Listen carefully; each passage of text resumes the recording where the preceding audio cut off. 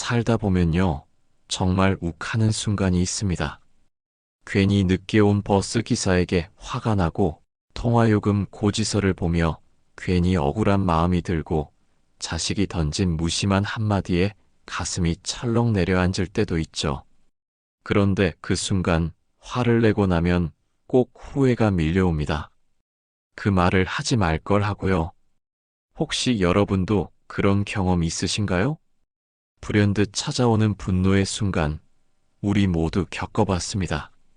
나이 들수록 마음이 넓어진다고 하지만 오히려 더 예민해질 때가 있습니다. 한 조사에 따르면 60대 이상 어르신들이 가장 스트레스를 받는 순간은 가족에게 내 마음이 전해지지 않을 때라고 합니다. 말하지 않아도 알아주길 바라지만 세상은 참 무심하죠. 이해받고 싶은 마음이 클수록 그만큼 분노도 깊어집니다. 부처님께서는 이렇게 말씀하셨습니다. 분노는 독을 마시고 남이 죽기를 바라는 것과 같다. 즉, 화는 결국 나 자신을 해치는 감정이라는 뜻이죠. 순간의 말 한마디가 평생의 관계를 무너뜨릴 수도 있습니다. 그렇다면 화가 치밀어 오를 때 우리는 어떻게 해야 할까요? 부처님은 분노의 순간엔 침묵하라고 하셨습니다. 이 말은 단순히 말을 하지 말라는 뜻이 아닙니다. 지금 내 안의 불길을 바라보라는 뜻이죠.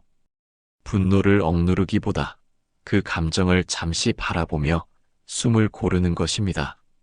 철학자 아리스토텔레스도 비슷한 말을 남겼습니다. 누구나 화를 낼 수 있다. 그러나 올바른 사람에게 올바른 정도로 올바른 때에 화를 내는 것은 어렵다. 결국 분노를 다스린다는 건 화를 없애는 것이 아니라 지혜롭게 사용하는 것입니다. 오늘 영상에서는 바로 이 분노의 순간을 어떻게 지혜롭게 이겨낼 수 있는지 부처님의 가르침과 철학자들의 지혜를 함께 나눠보겠습니다. 내 마음과 관계를 지키기 위해 분노를 지혜롭게 다스리는 부처님 말씀 10가지 방법을 함께 살펴보겠습니다. 첫 번째, 침묵의 힘을 활용하라. 화가 치밀어 오를 때는 즉시 말하지 마세요. 말 한마디가 관계를 깨뜨릴 수 있습니다. 잠시 침묵하며 마음의 불길을 가라앉히는 것이 첫걸음입니다. 부처님께서는 이렇게 말씀하셨습니다. 성난 마음으로 한 말은 화살과 같아서 한 번 입 밖으로 나가면 다시 돌이킬 수 없느니라. 우리는 살아가면서 수없이 많은 화를 마주합니다. 배우자의 작은 말 한마디에, 자식의 무심한 행동에, 때로는 이웃의 무례함에 가슴이 뜨겁게 달아오르곤 하지요. 그 순간 참지 못하고 쏟아낸 말들이 얼마나 많은 상처를 남겼는지 우리는 잘 알고 있습니다. 당신은 맨날 그 모양이야. 내가 뭘 잘못했다고. 너희들은 부모 마음도 모르면서. 이런 말들이 입에서 튀어나오는 순간 상대방의 얼굴이 굳어지는 것을 보게 됩니다. 그리고 나중에 홀로 남았을 때 깊은 후회가 밀려옵니다. 아, 그때 그 말만 안 했어도. 하지만 이미 엎질러진 물입니다. 부처님께서는 법구경에서 이렇게 가르치셨습니다. 말을 삼가는 것은 어렵지만 말을 삼간 자는 고통에서 벗어나느니라. 침묵은 단순히 입을 다무는 것이 아닙니다. 침묵은 내 안의 분노를 관찰하고 그 불길이 저절로 꺼지기를 기다리는 지혜로운 선택입니다. 화가 날 때 우리 몸에서는 어떤 일이 일어날까요? 심장이 빨리 뛰고 얼굴이 화끈거리며 온몸에 긴장이 감돕니다. 이것은 우리 뇌가 위협을 감지했다는 신호입니다. 이 상태에서 하는 말은 이성이 아닌 감정에서 나옵니다. 그래서 부처님은 화를 참는 것이 최상의 고행이라고 하셨습니다. 그렇다면 어떻게 침묵을 지킬 수 있을까요? 첫째, 깊게 숨을 쉬십시오. 천천히 코로 숨을 들이마시고 입으로 내쉬는 것을 3번만 반복해도 마음이 진정되는 것을 느낄 수 있습니다. 둘째, 마음속으로 숫자를 세어 보십시오. 하나, 둘, 셋. 10가지만 세어도 충분합니다. 이 짧은 시간이 당신을 구원할 것입니다. 셋째, 그 자리를 잠시 떠나십시오. 잠깐 바람 좀 쐬고 올게요라고 말하고 밖으로 나가는 것도 좋은 방법입니다. 한 노스님의 이야기가 있습니다. 어느 날 한 신도가 스님을 찾아와 울먹이며 말했습니다. 스님, 저는 아들과 크게 싸우고 말았습니다. 제가 화가 나서 해서는 안 될 말을 다 해버렸어요. 이제 아들이 저를 쳐다보지도 않습니다. 스님은 조용히 물 한 잔을 따라주며 말씀하셨습니다. 이 물을 보십시오. 지금은 맑고 고요하지요. 하지만 제가 이 물을 휘젓기 시작하면 어떻게 될까요? 스님은 손가락으로 물을 세게 휘저었습니다. 물이 흔들리고 파도가 일었습니다. 보십시오. 이것이 바로 화가 난 당신의 마음입니다. 이 상태에서는 아무것도 제대로 볼 수 없습니다. 하지만 잠시 기다리면 스님은 물을 그대로 두고 기다렸습니다. 조금씩 물결이 잔잔해지고 다시 맑고 고요한 물이 되었습니다. 이것이 침묵의 힘입니다. 기다림의 힘입니다. 부처님께서는 또 이렇게 말씀하셨습니다. 화내는 자에게 화로 대하지 않는 자가 2가지 전쟁에서 승리하나니 자신의 전쟁과 상대방의 전쟁에서 모두 이기느니라. 여러분, 침묵은 약함이 아닙니다. 침묵은 가장 강력한 힘입니다. 침묵은 관계를 지키고 자존심을 세우고 무엇보다 내 마음의 평화를 지키는 지혜입니다. 오늘부터 실천해 보십시오. 화가 날 때 단 10초만 침묵하십시오. 그 10초가 여러분의 인생을 바꿀 것입니다. 그 10초가 소중한 사람과의 관계를 지킬 것입니다. 부처님의 가르침은 2500년이 지난 지금도 여전히 우리에게 빛을 비춥니다. 말을 할 때는 침묵보다 나은 말을 하라. 이 말씀을 가슴 깊이 새기며 오늘 하루도 평온하게 보내시기를 기원합니다. 2번째, 깊게 숨을 들이쉬고 내쉬기. 호흡은 마음을 다스리는 가장 쉬운 방법입니다. 분노가 올라올 때 3번 깊게 숨을 들이쉬고 천천히 내쉬어 보세요. 부처님께서는 이렇게 말씀하셨습니다. 들숨과 날숨을 알아차리는 자는 탐욕과 성냄에서 벗어나느니라. 우리는 태어나면서부터 지금까지 단 한순간도 쉬지 않고 숨을 쉬어왔습니다. 하지만 정작 우리는 자신의 호흡을 제대로 인식하며 살아가지 못합니다. 화가 날 때 우리의 호흡은 어떻게 변할까요? 짧고 거칠어집니다. 마치 화산이 폭발하기 직전처럼 가쁘게 숨을 몰아쉬게 됩니다. 이것은 우리 몸이 싸우거나 도망가려는 본능적 반응입니다. 그러나 부처님은 이미 2500년 전에 호흡이 마음을 다스리는 열쇠임을 아셨습니다. 안반수의경, 즉 호흡에 대한 경전에서 부처님은 말씀하셨습니다. 숨을 들이쉴 때 나는 들이쉰다고 분명히 알고 숨을 내쉴 때 나는 내쉰다고 분명히 아는 것, 이것이 깨달음으로 가는 길이니라. 제가 아는 한 보살님 이야기를 들려드리겠습니다. 그분은 평생 시장에서 채소 장사를 하셨습니다. 어느 날 새벽 장사 자리를 놓고 옆 상인과 크게 다투셨다고 합니다. 이 자리는 내가 30년 동안 쓰던 곳이야. 무슨 소리? 오늘은 내가 먼저 왔잖아. 목소리가 점점 커지고 주먹을 불끈 쥐었을 때였습니다. 문득 절에서 스님이 하신 말씀이 떠올랐다고 합니다. 화가 날 때는 호흡을 보라. 그 순간 보살님은 입을 다물고 눈을 감으셨답니다. 천천히 코로 숨을 들이마셨습니다. 하나, 찬 새벽 공기가 코끝을 스치고 폐 속으로 들어오는 것이 느껴졌습니다. 그리고 천천히 입으로 내쉬었습니다. 둘, 다시 한번 깊게 들이마시고 천천히 내쉬었습니다. 세 번째 호흡을 마쳤을 때 신기한 일이 일어났습니다. 아까 그렇게 치밀던 분노가 파도처럼 밀려갔다고 합니다. 보살님은 조용히 눈을 뜨고 상대방을 바라보며 말씀하셨습니다. 미안합니다. 제가 너무 흥분했네요. 오늘은 형님이 이 자리 쓰십시오. 그날 이후 그 두 분은 가장 친한 벗이 되셨다고 합니다. 이것이 바로 호흡의 힘입니다. 단 3번의 깊은 호흡이 30년 우정을 지킬 수도 파괴할 수도 있었던 순간이었습니다. 그렇다면 왜 호흡이 이런 놀라운 힘을 가진 걸까요? 우리가 호흡에 집중하면 정신이 현재 순간으로 돌아옵니다. 과거의 원망이나 미래의 걱정이 아닌 바로 지금 이 순간으로 말입니다. 부처님께서는 사념처경에서 이렇게 말씀하셨습니다.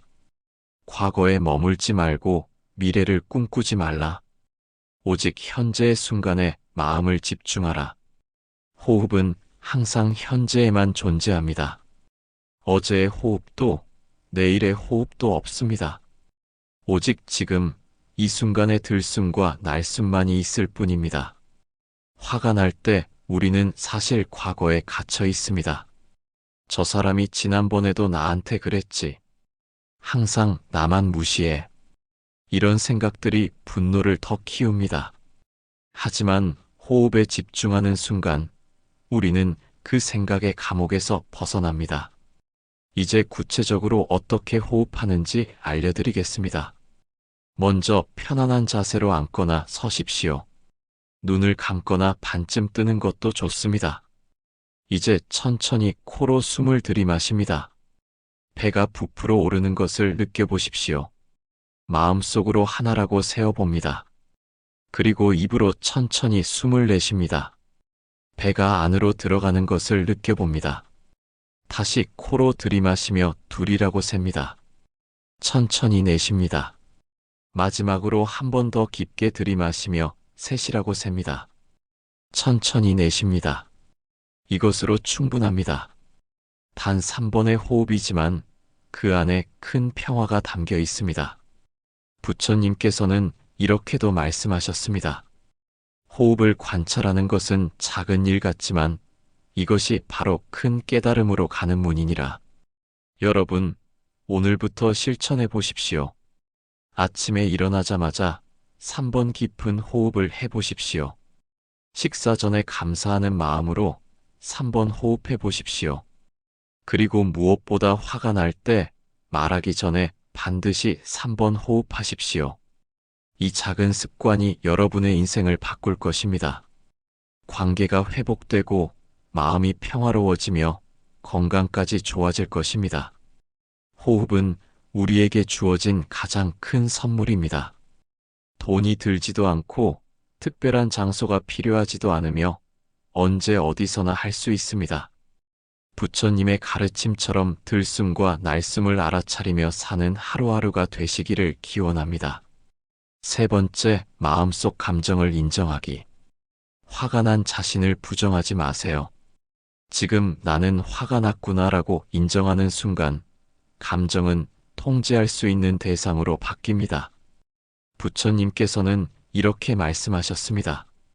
감정을 억누르는 것은 뜨거운 숯을 손으로 쥐는 것과 같으니 오히려 그것을 있는 그대로 보고 알아차려야 하느니라. 우리는 평생 이렇게 배워왔습니다. 참아라. 화내는 건 나쁜 거야. 어른이 뭐 그런 것 가지고 화를 내? 그까짓 것 가지고 속상해하면 안 돼. 그래서 우리는 감정을 숨기고 억누르고 없는 척하며 살아왔습니다. 하지만 억눌린 감정은 사라지지 않습니다.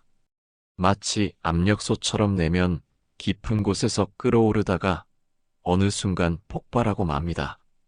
부처님께서는 감정을 대하는 완전히 다른 방법을 가르쳐 주셨습니다. 바로 알아차림입니다. 시다르타 태자 시절 부처님께서 보리수 아래 앉아 명상하실 때였습니다. 마왕 마라가 나타나 온갖 유혹과 위협으로 흔들었습니다. 그때 부처님은 마라를 쫓아내려 하지 않으셨습니다. 대신 이렇게 말씀하셨습니다. 마라여, 나는 너를 본다. 나는 너를 안다. 그 순간 마라는 힘을 잃고 사라졌습니다. 이것이 바로 알아차림의 힘입니다. 한 할머니의 이야기를 들려드리겠습니다. 70평생을 사신 김 할머니는 며느리와의 관계로 늘 마음이 불편하셨습니다. 어느 날 며느리가 명절 음식 준비를 거들지 않는다며 화가 치밀어 올랐습니다. 요즘 젊은 것들은 정말 말이 목구멍까지 올라왔을 때 절에서 들은 스님 말씀이 떠올랐습니다. 감정을 있는 그대로 보십시오. 할머니는 잠시 멈춰서서 자신의 마음을 들여다보셨습니다. 지금 나는 화가 났구나. 그냥 그렇게 인정하셨습니다. 가슴이 답답하고 얼굴이 화끈거리는구나. 며느리가 나를 무시한다고 느끼는구나. 나는 외롭고 서운한 거구나. 신기하게도 그렇게 감정을 하나하나 인정하고 나니 화가 조금씩 가라앉기 시작했습니다. 할머니는 며느리에게 다가가 조용히 말씀하셨습니다. 며느리, 나는 지금 조금 서운한 마음이 들어. 혼자 이 많은 음식을 준비하려니 힘이 드는구나. 며느리는 깜짝 놀라며 대답했습니다. 어머니, 죄송해요. 제가 아이 재우느라 정신이 없었어요. 제가 지금 바로 도와드릴게요. 그날 이후로 두 분의 관계는 놀랍게 좋아졌다고 합니다. 이것이 바로 감정을 인정하는 힘입니다. 부처님께서는 사념처경에서 이렇게 말씀하셨습니다. 감정이 일어날 때 감정이 일어났다고 알아차리고 감정이 사라질 때 감정이 사라졌다고 알아차리라. 이것이 바로 해탈로 가는 길이니라. 우리가 나는 화가 나지 않았어라고 부정하면 화는 더 커집니다. 우리가 화내면 안 돼라고 억누르면 화는 독이 되어 몸과 마음을 병들게 합니다. 하지만 지금 나는 화가 났구나라고 인정하면 놀라운 일이 일어납니다. 감정과 나 사이에 공간이 생깁니다. 나는 화가 아닙니다. 나는 지금 화라는 감정을 경험하고 있는 사람일 뿐입니다. 이 차이를 아십니까? 나는 화다라고 생각하면 화가 나를 지배합니다. 하지만 나는 화를 느끼고 있다라고 인정하면 내가 화를 관찰하는 위치에 서게 됩니다. 부처님께서는 이렇게 비유하셨습니다. 마음을 하늘이라 생각하고 감정을 구름이라 생각하라. 구름이 아무리 많이 떠다녀도 하늘은 여전히 맑고 넓으니라. 그렇습니다. 화라는 구름이 지나가고 있을 뿐 우리의 본래 마음은 맑고 넓은 하늘과 같습니다.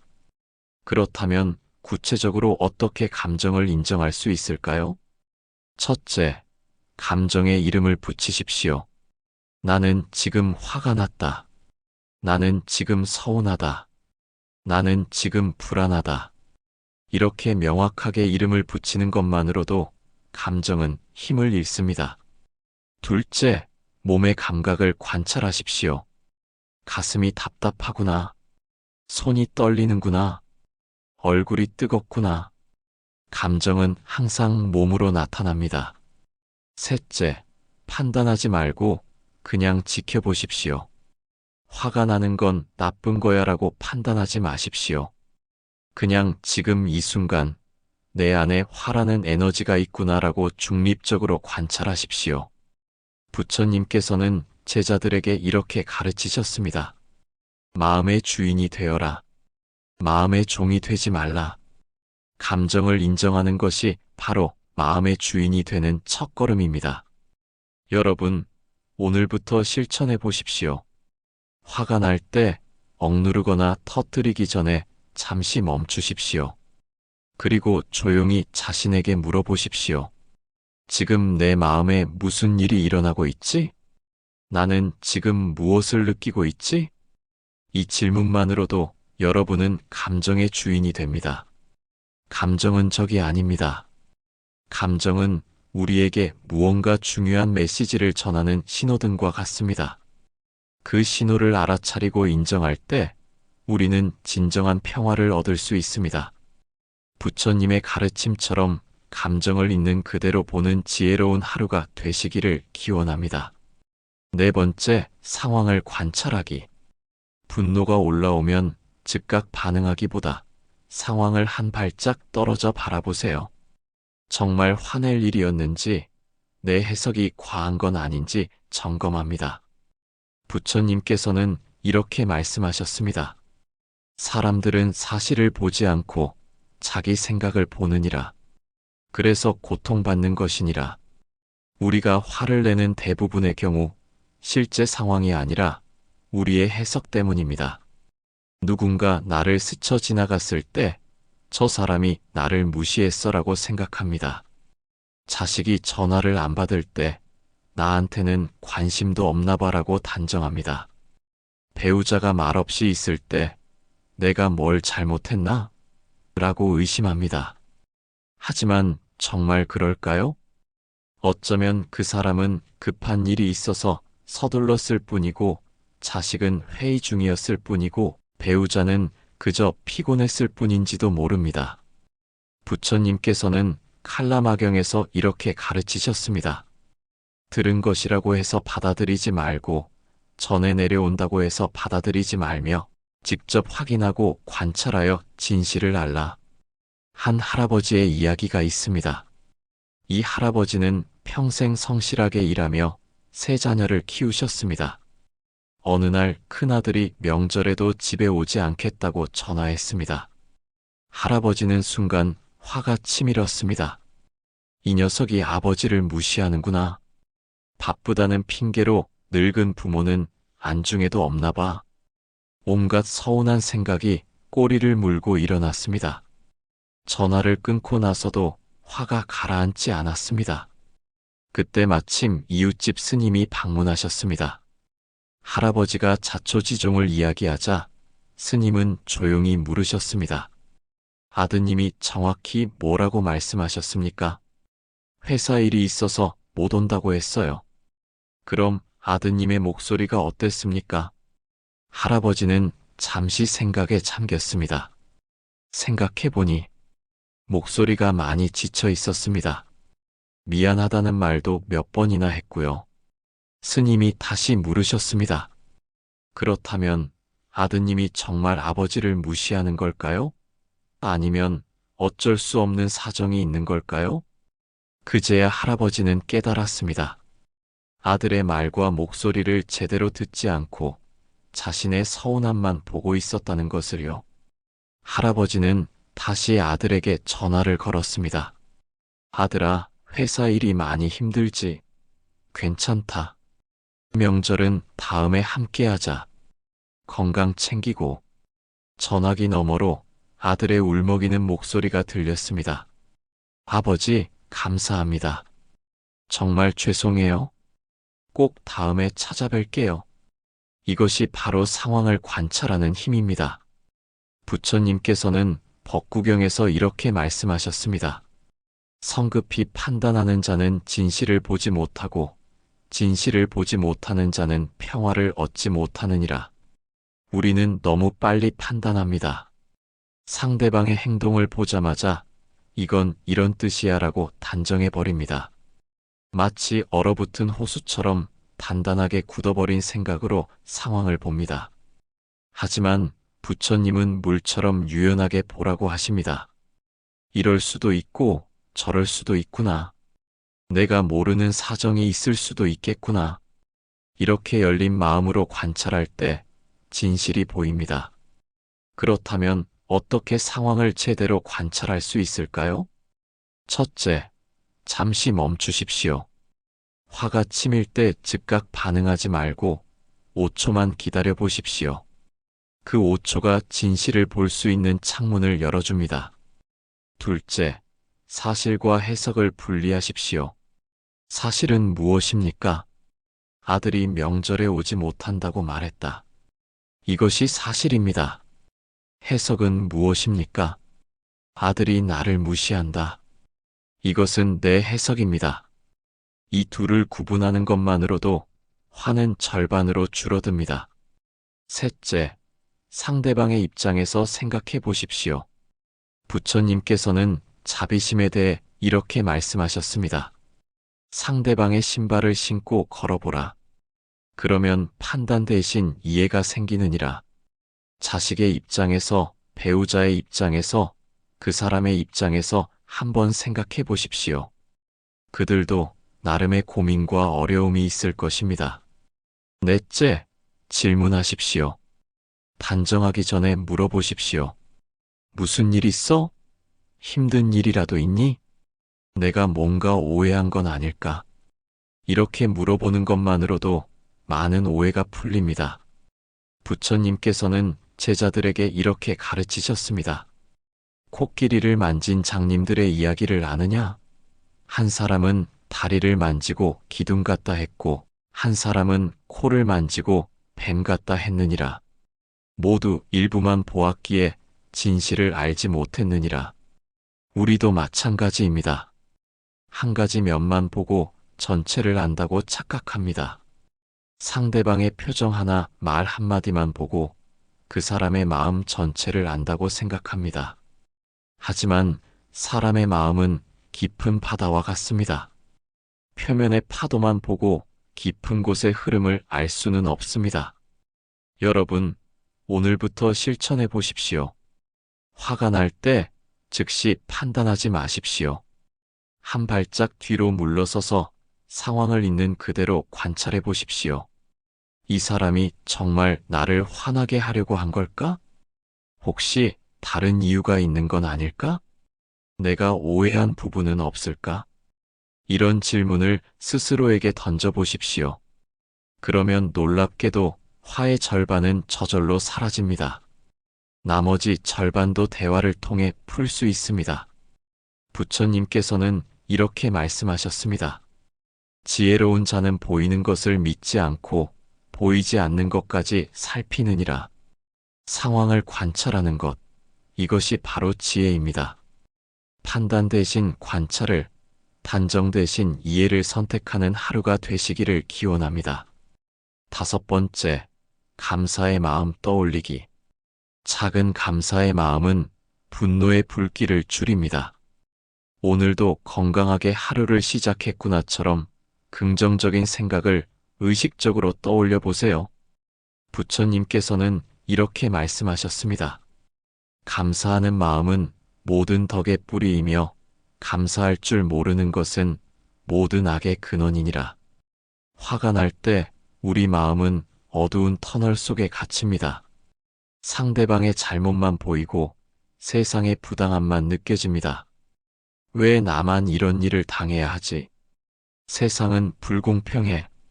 아무도 나를 이해해주지 않아. 이런 생각들이 머릿속을 가득 채웁니다. 하지만 부처님은 이 어둠을 밝히는 촛불이 바로 감사의 마음이라고 하셨습니다. 한 보살님의 이야기를 들려드리겠습니다.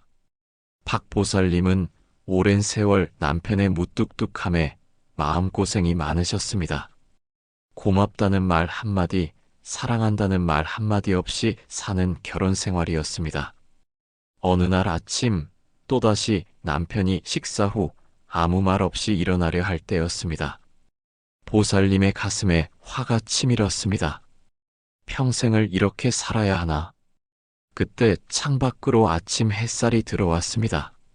문득 스님의 말씀이 떠올랐습니다. 화가 날 때는 감사할 것을 세어 보십시오. 보살님은 눈을 감고 천천히 생각해 보았습니다. 저 사람이 어젯밤 내가 기침할 때 물을 떠다 줬지. 아침마다 신문을 가져다 놓아주지. 지난주에 내 약을 타러 약국에 다녀왔지. 40년을 한 번도 술 먹고 늦은 적이 없었지. 자식들 대학 보내느라 평생 고생했지. 하나씩 세어보니 감사할 일이 10가지가 넘었습니다. 보살님은 조용히 눈을 뜨고 남편을 바라보았습니다. 그 무뚝뚝한 얼굴이 새롭게 보였습니다. 여보, 고마워요. 평생 고생 많았어요.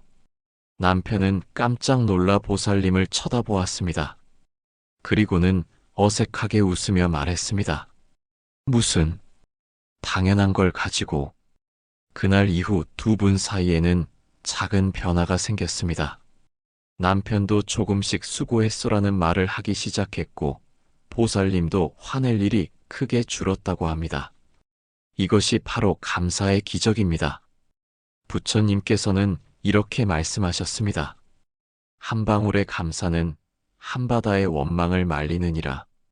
화와 감사는 같은 마음 속에 함께 있을 수 없습니다. 마치 어둠과 빛이 공존할 수 없듯이 말입니다. 감사의 촛불을 켜는 순간 분노의 어둠은 저절로 사라집니다. 그렇다면 무엇에 감사해야 할까요? 거창한 것이 아닙니다.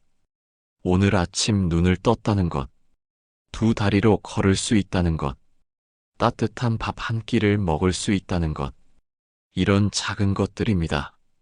부처님께서 제자들에게 이렇게 가르치셨습니다. 사람들은 큰 것에 감사하려 하지만 지혜로운 자는 작은 것에 감사하느니라. 작은 것에 감사할 줄 아는 자에게 큰 것이 주어지느니라. 우리는 너무 많은 것을 당연하게 여기며 삽니다. 숨을 쉴 수 있는 것, 걸을 수 있는 것, 볼 수 있고 들을 수 있는 것, 사랑하는 사람이 곁에 있는 것, 이 모든 것이 사실은 기적입니다. 병원에 가보면 압니다. 숨 쉬는 것이 얼마나 감사한 일인지, 두 다리로 걷는 것이 얼마나 귀한 일인지, 우리는 잃어버리고 나서야 그것의 소중함을 알게 됩니다. 하지만 부처님은 잃기 전에 감사하라고 하십니다. 그렇다면 어떻게 감사하는 마음을 키울 수 있을까요? 첫째, 아침에 눈을 뜨면 세 가지를 감사하십시오. 오늘도 숨을 쉴 수 있어 감사합니다. 오늘도 사랑하는 사람들이 있어 감사합니다. 오늘도 새로운 하루를 시작할 수 있어 감사합니다. 이 간단한 실천이 하루를 완전히 바꿉니다. 둘째, 화가 날 때 감사 목록을 떠올리십시오. 배우자가 화를 돋울 때 그 사람이 나를 위해 해준 일들을 세어보십시오. 자식이 섭섭하게 할 때 그 아이가 주었던 기쁨들을 떠올려 보십시오. 셋째, 감사일기를 써보십시오. 매일 저녁 자기 전에 오늘 감사한 일 3가지를 적어보십시오. 아주 작은 것이라도 좋습니다. 오늘 날씨가 좋았다. 이웃 할머니가 웃으며 인사해줬다. 저녁 반찬이 맛있었다. 이렇게 매일 3가지씩만 적어도 1년이면 1000개가 넘는 감사를 발견하게 됩니다. 넷째, 감사를 표현하십시오. 마음속으로만 감사하지 말고 말과 행동으로 표현하십시오. 고맙습니다. 덕분입니다. 수고하셨습니다. 이 작은 말 한마디가 관계를 따뜻하게 만듭니다. 부처님께서는 이렇게 말씀하셨습니다. 감사하는 마음으로 하루를 시작하는 자는 이미 깨달음의 문 앞에 서 있느니라. 여러분, 지금 이 순간에도 감사할 일은 셀 수 없이 많습니다. 이 글을 듣고 계신다는 것은 귀가 들린다는 뜻입니다. 이해할 수 있다는 것은 머리가 맑다는 뜻입니다. 이것만으로도 얼마나 큰 축복입니까? 병원에는 듣지 못해 고통받는 분들이, 기억을 잃어 힘들어하는 분들이 많습니다. 우리는 그저 당연하게 여기지만 사실은 하나하나가 모두 기적입니다. 부처님께서는 마지막으로 이렇게 말씀하셨습니다. 감사하는 마음은 1000가지 복을 부르고 원망하는 마음은 1000가지 재앙을 부르느니라. 오늘부터 감사의 눈으로 세상을 바라보십시오. 화가 날 때마다 그래도 감사한 것은 무엇일까? 라고 자신에게 물어보십시오. 그 질문 하나가 여러분의 마음을 밝은 곳으로 이끌 것입니다. 감사하는 마음으로 하루를 시작하고 감사하는 마음으로 하루를 마무리하는 복된 날들이 되시기를 기원합니다. 6번째, 상대방의 입장 이해하기. 부처님은 자비를 강조하셨습니다. 화를 부른 상대방도 나와 같은 인간임을 떠올리면 마음이 한결 가벼워집니다. 부처님께서는 이렇게 말씀하셨습니다. 모든 중생은 과거생의 나의 어머니였고 미래생의 나의 자식이 될 것이니 어찌 미워할 수 있겠는가? 우리는 화가 날 때 상대방을 적으로 봅니다. 저 사람이 나를 화나게 했어. 저 사람 때문에 내 하루가 망쳤어. 그 순간 상대방은 더 이상 사람이 아닙니다.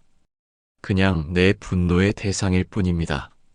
하지만 잠시만 멈춰 생각해보면 그 사람도 나와 똑같은 사람입니다. 아침에 일어나 밥 먹고, 걱정하고, 웃고, 울고, 아파하는 사람입니다.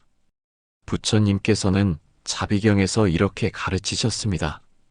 어머니가 외아들을 목숨 걸고 보호하듯 모든 중생에게 한없는 자비심을 내어라.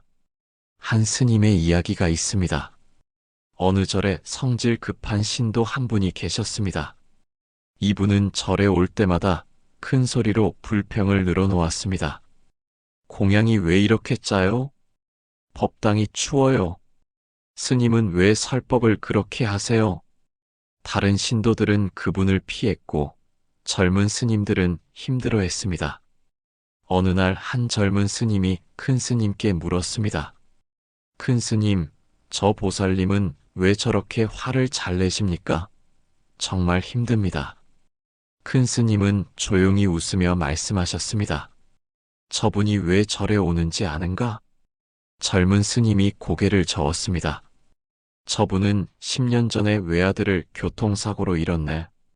그 아들이 이 절을 좋아했지. 저분은 그 슬픔을 아직도 안고 사시는 거야. 혼자 사시는데 아프신 데도 많으시고 딸은 외국에 있어서 자주 못 봐. 그 외로움과 고통이 화로 나오는 거지. 젊은 스님은 깜짝 놀랐습니다. 그런 사정이 있었습니까? 큰 스님이 이어서 말씀하셨습니다. 부처님께서 말씀하시길 화내는 사람의 마음 깊은 곳에는 슬픔이 있다고 하셨네. 화는 상처받은 마음의 외침이라네. 그날 이후 젊은 스님은 그 보살님을 다르게 대하기 시작했습니다. 보살님이 불평할 때마다 보살님 힘드시죠? 제가 도와드릴게요라고 말씀드렸습니다. 신기하게도 보살님의 불평이 점점 줄어들었습니다. 그리고 어느 날 그 보살님이 젊은 스님에게 조용히 말씀하셨습니다. 스님, 제가 미안해요. 제가 너무 힘들어서 그동안 스님들한테 화풀이 했네요. 그날 두 분은 함께 눈물을 흘렸다고 합니다. 이것이 바로 이해의 힘입니다. 부처님께서는 법구경에서 이렇게 말씀하셨습니다. 미움으로 미움을 이길 수는 없느니라. 오직 사랑으로만 미움을 이길 수 있으니 이것이 영원한 진리니라. 상대방의 입장을 이해한다는 것은 그 사람을 변명해 주는 것이 아닙니다. 잘못을 눈감아 주는 것도 아닙니다. 다만 그 사람도 나처럼 불완전한 인간이고 나처럼 고통받는 존재임을 인정하는 것입니다. 생각해 보십시오. 우리 자신도 완벽하지 않습니다. 우리도 화를 낼 때가 있고 실수할 때가 있고 다른 사람에게 상처를 줄 때가 있습니다. 그럴 때 우리는 어떤 마음을 바라나요? 나도 어쩔 수 없었어. 나도 힘들었어. 이해해줬으면 좋겠어. 이런 마음 아니겠습니까? 그렇다면 상대방도 마찬가지입니다. 부처님께서는 이렇게 말씀하셨습니다. 내 자신을 사랑하듯 남을 사랑하라. 내가 고통을 싫어하듯 남도 고통을 싫어하느니라. 그렇다면 어떻게 상대방의 입장을 이해할 수 있을까요? 첫째, 잠시 멈추고 생각해 보십시오. 저 사람은 지금 어떤 마음일까? 저 사람에게는 어떤 사정이 있을까? 저 사람도 혹시 힘든 일이 있는 건 아닐까? 이런 질문을 스스로에게 던져보십시오. 둘째, 상대방의 과거를 떠올려 보십시오. 배우자가 화를 낼 때 그 사람이 어린 시절 어떻게 자랐는지 생각해 보십시오. 자식이 무뚝뚝할 때 그 아이가 지금 직장에서 얼마나 힘들지 상상해 보십시오. 셋째, 만약 내가 저 입장이라면 어땠을까 생각해 보십시오. 부처님께서는 이렇게 말씀하셨습니다. 남의 신발을 신고 걸어보지 않은 자는 남을 판단할 자격이 없느니라. 만약 내가 그 사람의 처지였다면, 만약 내가 그런 어려움을 겪고 있다면 아마 나도 비슷하게 행동했을지 모릅니다. 넷째, 그 사람의 좋은 점을 떠올려 보십시오. 화가 날 때는 나쁜 점만 보입니다. 하지만 의식적으로 좋은 점을 떠올려 보십시오. 그래도 저 사람은 성실하지. 평소에는 친절하지. 나를 위해 해준 일도 많았지. 이렇게 생각하면 화가 조금씩 누그러집니다. 부처님께서는 제자들에게 이렇게 가르치셨습니다. 적이라 여기는 자에게도 자비를 베풀 수 있을 때 비로소 진정한 수행자라 할 수 있느니라. 여러분, 이것은 쉬운 일이 아닙니다. 상대방을 이해한다는 것은 매우 어려운 수행입니다. 하지만 이것이야말로 부처님께서 가장 강조하신 자비의 실천입니다. 우리 모두는 같은 배를 탄 사람들입니다. 이 인생이라는 고해를 함께 건너가는 동료들입니다. 누군가 힘들어할 때 비난하기보다 손을 내밀어 줄 수 있다면 얼마나 아름다운 세상이 되겠습니까? 부처님께서는 마지막으로 이렇게 말씀하셨습니다. 자비는 가장 강한 무기이니라. 자비 앞에서는 모든 미움이 무릎을 꿇느니라. 오늘부터 실천해 보십시오. 누군가 여러분을 화나게 할 때 즉시 반응하지 마십시오. 잠시 멈추고 그 사람의 입장에서 생각해 보십시오. 이 사람도 나처럼 행복하고 싶어 하는 사람이구나. 이 사람도 나처럼 고통받기 싫어하는 사람이구나. 이렇게 생각하는 것만으로도 마음이 한결 가벼워질 것입니다. 자비로운 마음으로 하루를 살아가는 복된 날들이 되시기를 기원합니다. 7번째, 신체적 활동으로 분노 에너지 해소. 걷기, 가벼운 스트레칭, 손을 주물러 보는 것만으로도 긴장된 마음이 풀립니다. 부처님께서는 이렇게 말씀하셨습니다. 몸과 마음은 하나이니 몸을 다스리면 마음도 따라서 고요해지느니라. 우리는 종종 마음의 문제를 마음으로만 해결하려 합니다. 생각을 바꿔야지. 마음을 다잡아야지. 하지만 화가 치밀 때 마음은 이미 폭풍우 속에 있습니다. 그럴 때는 몸을 움직이는 것이 더 효과적입니다. 부처님께서도 경행, 즉 걷기 명상을 강조하셨습니다. 걸으며 마음을 다스리는 것은 앉아서 고민하는 것보다 나으니라. 한 할아버지의 이야기를 들려드리겠습니다. 최 할아버지는 평생 성격이 급하셨습니다. 작은 일에도 금방 화가 치밀고 그 화를 주체하지 못해 고생이 많으셨습니다. 혈압도 높고 잠도 잘 못 주무셨습니다. 어느 날 병원에서 의사 선생님이 말씀하셨습니다. 할아버지, 이러시다간 큰일 납니다. 운동을 하셔야 해요. 무슨 운동을 하라는 겁니까? 나이가 어떤데? 아니에요. 그냥 매일 30분만 걸으세요. 그것만으로도 충분합니다. 할아버지는 반신반의하며 걷기 시작했습니다. 처음엔 억지로 하는 것 같았습니다. 그런데 신기한 일이 일어났습니다. 어느 날 며느리와 말다툼을 하다가 화가 치밀었습니다. 순간 할아버지는 신발을 신고 밖으로 나가셨습니다. 좀 걷고 올게. 동네를 한 바퀴 천천히 걸었습니다. 한 걸음 한 걸음 걸을 때마다 가슴속 뜨거운 것이 조금씩 식어가는 것이 느껴졌습니다.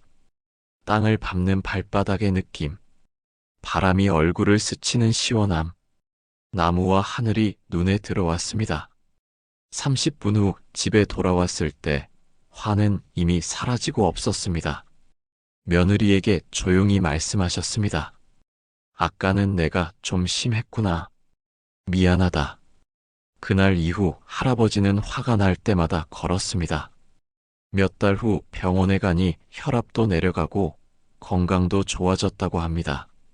이것이 바로 몸의 움직임이 마음을 치유하는 힘입니다. 부처님께서는 이렇게 말씀하셨습니다. 정신이 흐트러졌을 때 몸을 움직이면 흐트러진 정신이 다시 모이느니라.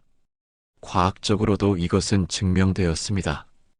우리가 화가 나면 몸속에 스트레스 호르몬이 분비됩니다.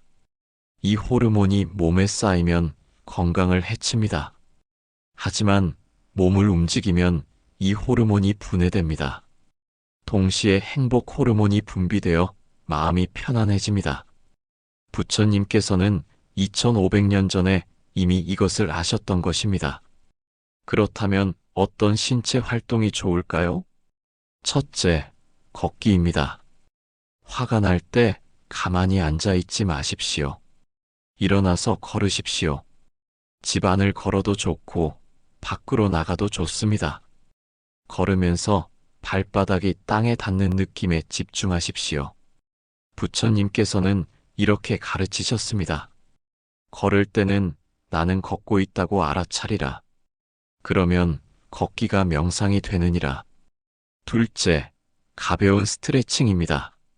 화가 나면 온몸이 경직됩니다. 어깨가 굽고 주먹을 쥐고 턱에 힘이 들어갑니다. 이때 천천히 몸을 풀어주십시오. 목을 좌우로 천천히 돌리고 어깨를 위아래로 움직이고 팔을 쭉 펴서 기지개를 켜십시오. 이것만으로도 긴장이 풀립니다. 셋째, 손을 주무르십시오. 손에는 수많은 혈자리가 있습니다. 한 손으로 다른 손을 천천히 주무르십시오. 손바닥을 누르고 손가락을 하나하나 당기고 손목을 돌리십시오. 이렇게 하면 마음이 손끝으로 집중되면서 분노에서 벗어납니다.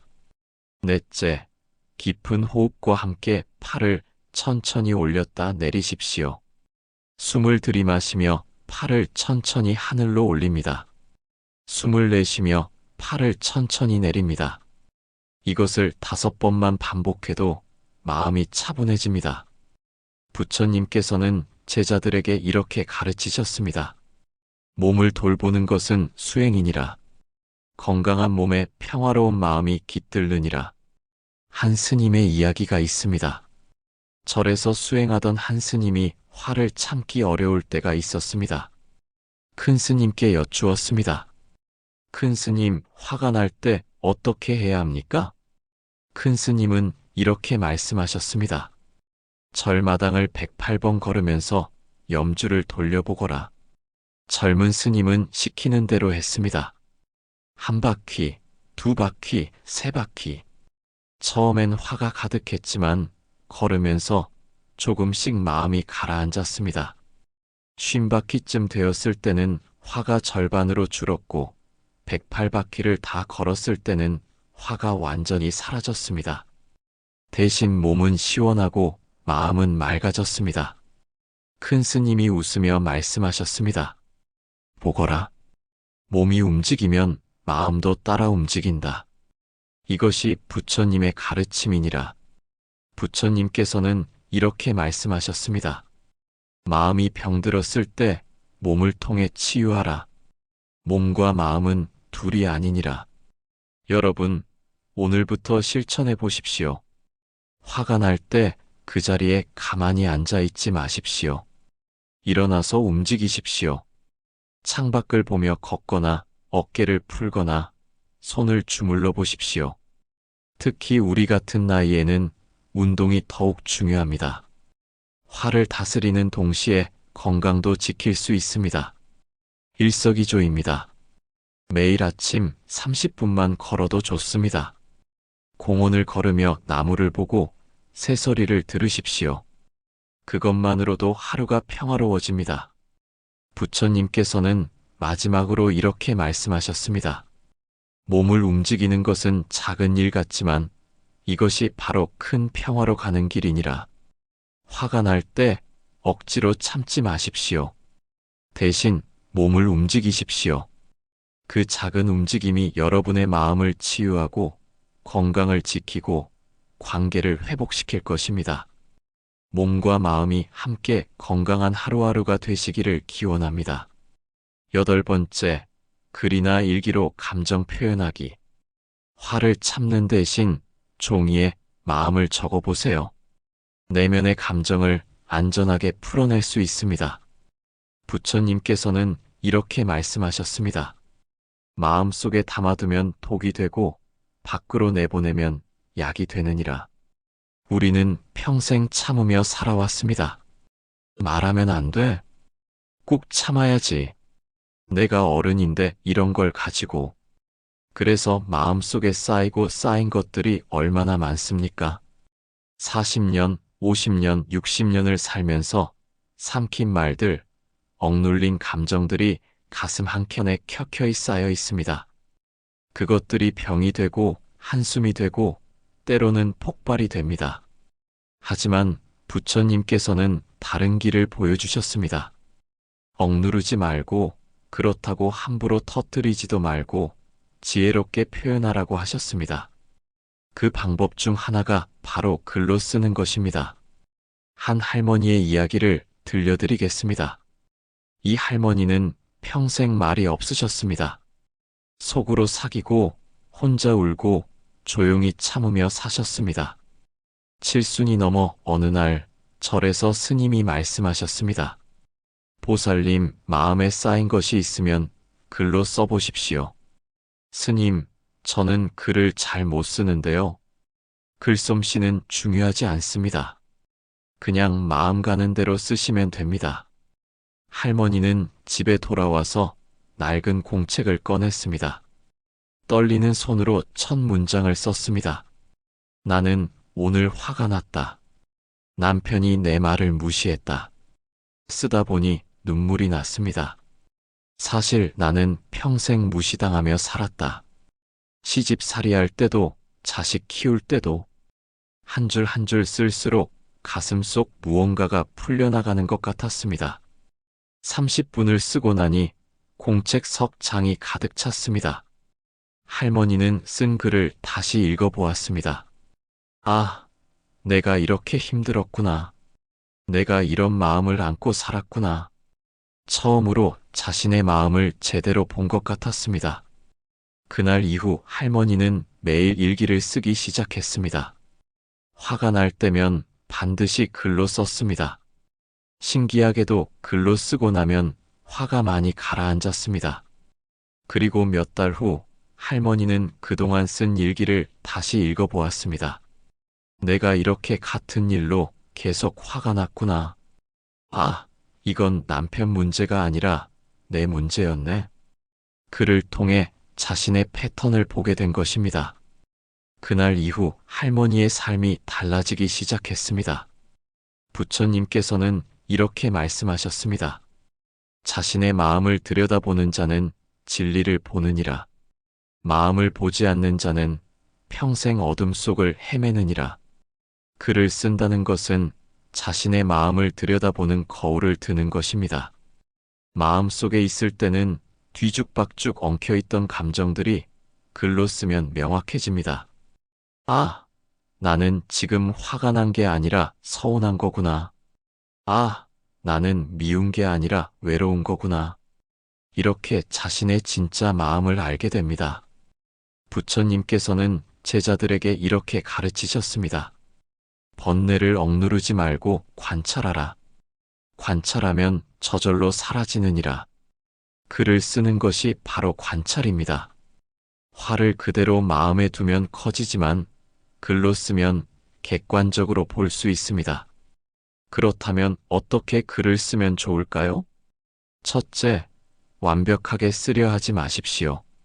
문장이 이상해도 괜찮습니다. 맞춤법이 틀려도 괜찮습니다. 그냥 마음 가는 대로 쓰시면 됩니다. 이것은 누가 읽을 글이 아닙니다. 오직 나를 위한 나만 보는 글입니다. 둘째, 솔직하게 쓰십시오. 글로 쓸 때만큼은 참지 마십시오. 나는 화가 난다. 나는 너무 억울하다. 나는 상처받았다. 이렇게 솔직하게 감정을 표현하십시오. 부처님께서는 이렇게 말씀하셨습니다.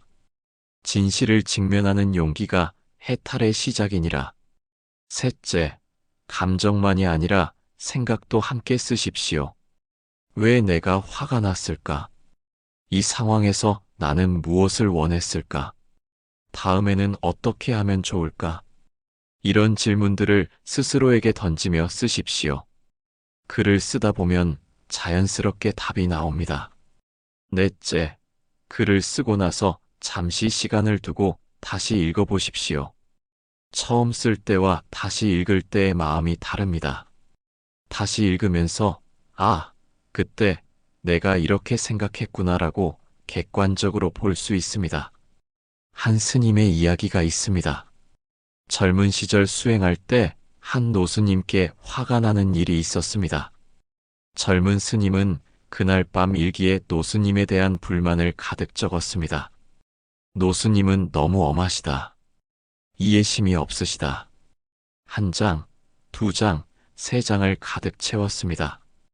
다 쓰고 나니 속이 시원했습니다. 며칠 후 그 일기를 다시 읽어보았습니다. 그런데 이상했습니다. 아, 그때 노스님은 나를 가르치려 하신 거구나. 노스님도 나를 걱정하셨던 거구나. 글로 쓸 때는 보이지 않던 것이 시간이 지나니 보였습니다. 젊은 스님은 노스님께 찾아가 사과했고 두 분은 평생의 스승과 제자가 되었습니다. 부처님께서는 이렇게 말씀하셨습니다. 지나간 일을 돌아보는 자는 지혜를 얻느니라. 글은 우리의 과거를 돌아보게 해줍니다. 그리고 그 과거로부터 배우게 해줍니다. 여러분, 오늘부터 시작해 보십시오. 작은 수첩이라도 좋고 공책이라도 좋습니다. 화가 날 때 상대방에게 화를 내기 전에 먼저 글로 써보십시오. 나는 지금 화가 난다. 왜냐하면 이렇게 시작하십시오. 쓰다 보면 마음이 정리됩니다. 어떤 날은 쓰고 나서 이 정도로 화낼 일은 아니었네라고 생각할 수도 있습니다. 어떤 날은 이건 정말 이야기해야 할 문제구나라고 깨달을 수도 있습니다. 어느 쪽이든 글을 쓰면 더 지혜롭게 대응할 수 있습니다. 부처님께서는 마지막으로 이렇게 말씀하셨습니다. 마음을 기록하는 자는 마음의 주인이 되느니라. 참지도 말고 함부로 표현하지도 마십시오. 대신 글로 쓰십시오. 그 작은 습관이 여러분의 마음을 치유하고 지혜를 키우고 평화를 가져다 줄 것입니다. 글로 마음을 정리하는 하루하루가 되시기를 기원합니다. 9번째, 명언과 가르침 떠올리기. 분노는 독과 같다라는 부처님의 말씀이나 아리스토텔레스의 화는 올바른 정도로 올 때만 유익하다는 가르침을 떠올리며 마음을 다잡으세요. 우리의 인생 후반기, 어쩌면 가장 평온하고 아름다워야 할 이 시기에 뜻밖의 분노나 억울함이 불쑥 찾아올 때가 있습니다. 나도 모르게 터져나온 한숨과 함께 속에서부터 끓어오르는 뜨거운 감정의 소용돌이. 그것은 우리의 소중한 평화를 한순간에 앗아갑니다. 마치 먹구름처럼 몰려와 맑은 정신을 흐리게 만들죠. 부처님께서는 분명히 경고하셨습니다. 성내는 마음은 모든 독의 근본이 된다고 말입니다. 분노는 우리가 애써 쌓아온 선행과 공덕마저도 단 한 번에 무너뜨릴 수 있는 무서운 불길과 같습니다. 우리가 화를 붙잡고 있는 것은 남에게 던지려는 뜨거운 숯을 움켜쥐고 있는 것과 같습니다. 결국 먼저 타는 것은 나 자신입니다. 시간이 지나고 그 불꽃이 꺼질 때 남는 것은 후회와 상처뿐이죠. 자녀와의 사소한 의견 충돌, 친구의 무심했던 한마디, 혹은 세상이 돌아가는 모습에 대한 답답함까지. 이 모든 것들이 우리 안에서 독처럼 퍼져나가 잠 못 이루는 밤을 만들고 몸과 마음을 병들게 합니다. 하지만 부처님의 가르침은 여기서 멈추지 않습니다. 그분은 단지 화내지 말라고만 하시지 않았습니다. 어떻게 그 독을 해독하고 평온을 찾을 수 있는지 그 지혜의 길을 함께 보여주셨습니다. 경전에는 원한은 원한으로 갚아지지 않는다. 오직 자비로서만 풀린다는 말씀이 전해집니다. 분노가 몰려올 때 우리는 잠시 멈춰서서 내 안의 감정을 바라봐야 합니다. 화라는 감정을 억누르려 하지 마십시오. 억압은 또 다른 병을 만듭니다. 대신 그 화를 바라보는 연습을 해보십시오. 아, 지금 내 안에 분노가 일어났구나 하고 인정하고 그 감정의 실체를 가만히 관찰하는 것입니다. 마치 연기처럼, 구름처럼 그 감정은 붙잡지 않으면 자연스럽게 흘러 사라집니다. 이것이 바로 불교에서 말하는 관의 수행입니다. 아리스토텔레스의 가르침처럼 화가 올바른 정도로 와서 우리가 세상의 부당함에 대해 정의로운 목소리를 내는 계기가 된다면 그것은 유익할 수 있습니다. 하지만 대부분의 분노는 나를 중심으로 한 집착과 오해에서 비롯된 과도한 감정입니다. 우리가 해야 할 일은 그 지나친 분노의 불길을 자비라는 맑은 물로 바꾸는 것입니다. 내게 상처를 준 사람도 나와 마찬가지로 불완전하고 고통을 겪고 있는 존재임을 이해하려 노력해보는 것입니다. 그 마음을 돌이키는 순간 분노의 숯불은 따뜻한 온기가 됩니다. 나를 태우던 불길이 세상을 밝히는 자비의 등불로 바뀌는 순간입니다. 분노를 다스리는 자가 1000명의 적을 이긴 자보다 위대하다는 부처님의 말씀처럼 우리 시니어 세대는 이제 내 마음의 장수가 되어야 합니다. 밖으로 향하던 화살을 거두어 내면의 고요함을 지키는 용기를 가져야 합니다. 오늘 하루 이 순간부터 당신의 마음속에 독을 품은 잔을 내려놓으십시오. 그 자리에 이해와 용서 그리고 자비의 맑은 물을 채우십시오. 당신의 남은 인생은 그 물로 인해 더욱 맑고 향기로워질 것입니다. 진정한 평화는 외부의 변화가 아니라 내면의 고요함에서 시작됩니다. 10번째, 용서와 내려놓기 실천. 마지막으로 화를 오래 품지 마세요. 상대를 용서하거나 상황을 내려놓는 순간 마음은 자유로워집니다. 용서라는 단어는 듣기만 해도 마음이 무거워질 수 있습니다. 특히 오랜 시간 나를 괴롭혀온 상처나 억울함 앞에서는 더욱 그렇죠. 어떻게 그 사람을 용서할 수 있단 말입니까? 어떻게 그 끔찍했던 상황을 그냥 잊어버리고 내려놓을 수 있단 말입니까? 하지만 여기서 우리가 반드시 새겨야 할 진리가 있습니다.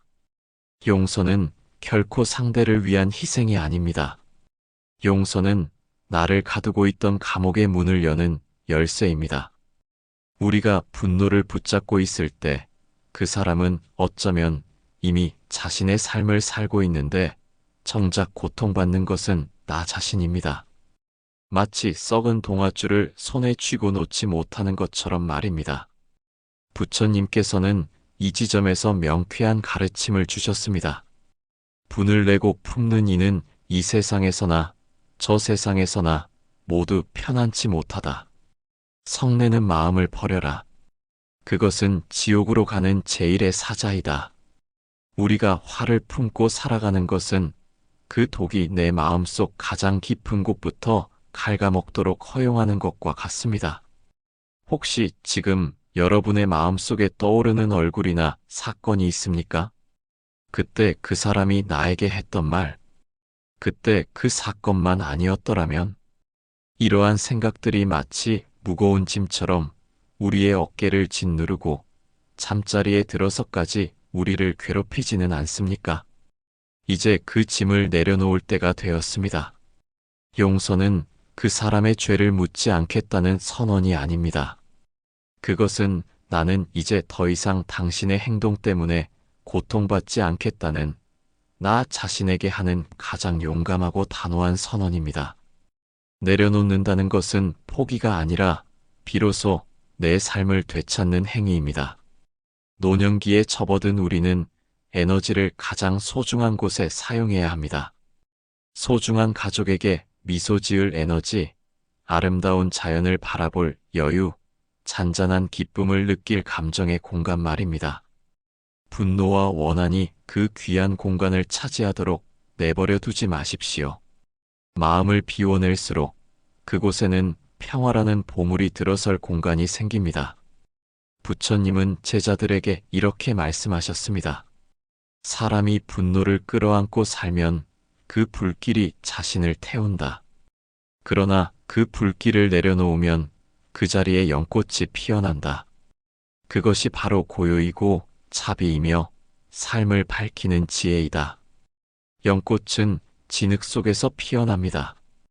우리의 삶을 괴롭혔던 그 분노의 진흙탕이야말로 가장 아름다운 용서의 연꽃을 피울 수 있는 땅이 될 수 있습니다. 지금 당장 완전한 용서를 할 수 없다 해도 괜찮습니다. 단지 이제 그만 쉬고 싶다는 마음, 자유로워지고 싶다는 간절한 소망 하나만 붙잡으십시오. 그리고 매일 아침 거울을 보며 이렇게 스스로에게 말해 주십시오. 나는 오늘 나를 괴롭히는 그 감정으로부터 자유로워진다. 나는 그 상황을 내려놓고 내 삶의 평화를 선택한다. 내려놓는 순간 마치 먹구름이 걷히고 햇살이 비치듯 마음의 기쁨과 고요함이 스며들 것입니다. 마지막 순간까지 여러분의 삶이 무거운 짐이 아닌 가벼운 발걸음이 되기를 진심으로 기원합니다. 용서와 내려놓음이야말로 우리가 스스로에게 줄 수 있는 최고의 선물입니다. 분노는 인간이라면 누구나 느끼는 자연스러운 감정입니다. 늦은 버스, 자식의 무심한 한마디, 예상치 못한 상황 속에서 우리 마음은 금세 흔들리고 화가 올라옵니다.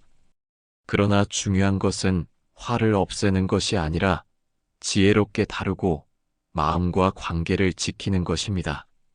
순간의 화를 어떻게 다루느냐에 따라 하루, 나아가 삶 전체가 달라질 수 있습니다.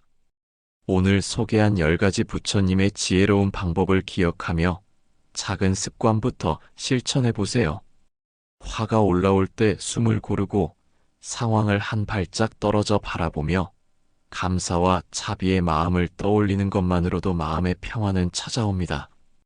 분노는 억누르는 것이 아니라 바라보고 다스릴 때 오히려 삶을 성숙하게 만드는 힘이 됩니다. 혹시 이 영상이 여러분의 마음에 와닿았다면 좋아요와 구독 버튼을 눌러주세요. 여러분이 작은 평화를 찾고 하루를 여유롭게 살아갈 때마다 저희도 함께 기쁨을 나누고 싶습니다. 그리고 알립니다. 좋아요와 구독은 단순한 클릭이 아니라 여러분 스스로 마음을 다스리는 여정을 함께하겠다는 작은 약속이기도 합니다.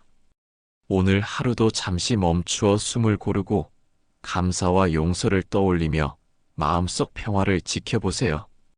화를 내기 전에 한 번 더 생각하고 화를 품기 전에 잠시 멈추는 순간이 삶 전체를 따뜻하게 바꿀 수 있습니다. 작은 선택 하나가 사람과의 관계를 살리고 나 자신을 지켜주는 큰 힘이 될 수 있습니다. 마음속 불을 지혜롭게 다스리는 오늘 여러분의 하루가 평화롭고 아름답게 빛나길 바랍니다. 화를 다스린 후 찾아오는 고요와 따스함 속에서 삶은 조금 더 깊고 넉넉해집니다. 오늘도 내일도 순간의 분노를 넘어선 평화를 여러분의 마음속에 담아가시길 바랍니다.